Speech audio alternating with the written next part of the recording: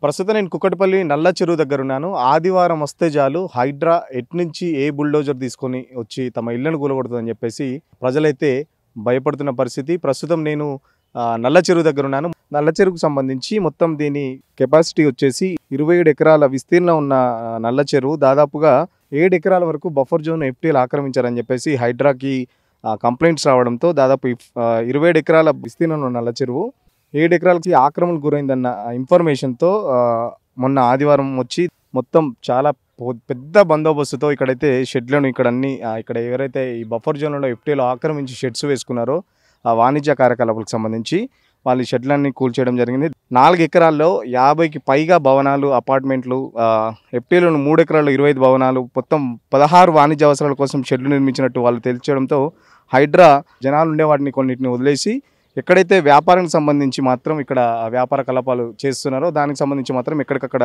కూల్చడం జరిగింది.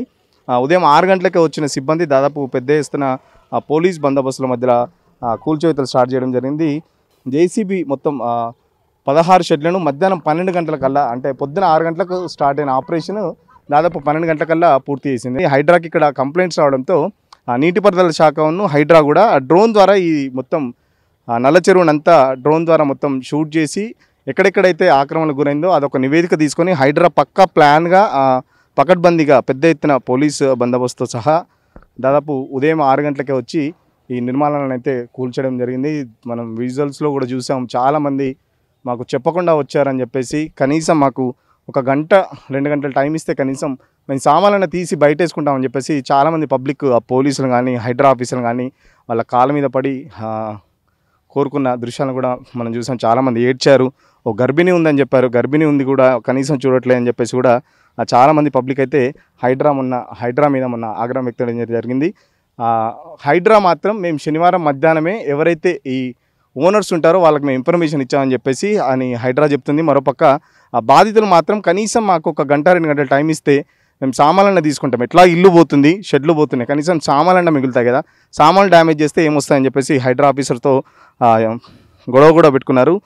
మొత్తం 16 షెడ్లను 12 గంటలకల్లా మొత్తం నేలమట్టం చేసిన హైడ్రా ఇక్కడ చాలామంది, అంటే కుక్కటిపల్లి ఏరియాలో బతుకుదేరుకు వచ్చిన వాళ్ళు చాలామంది ఉన్నారు.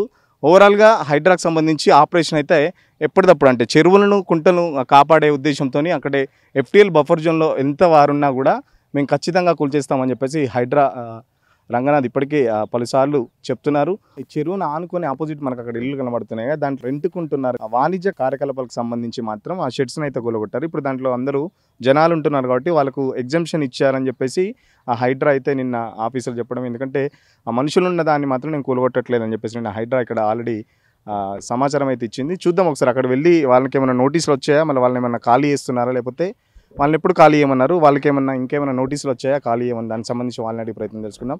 ఓవరాల్గా మాత్రం నల్ల చెరువుకు సంబంధించి హైడ్రా ఆపరేషన్ సగం వరకు పూర్తయిందని చెప్పొచ్చు. ఇంకా సగం ఎప్పుడు చేస్తారని చెప్పైతే ఈ చుట్టుపక్కల కూడా ఈ ఎఫ్టీఎల్ కానీ బఫర్ జోన్లో చాలా వరకు పెద్ద పెద్ద బిల్డింగ్స్ ఉన్నాయి, వాళ్ళు ఎప్పుడు మా మీదకి వస్తారని చెప్పేసి చాలా వరకు అయితే భయం గుప్పెట్లో బతుకుతున్న పరిస్థితి.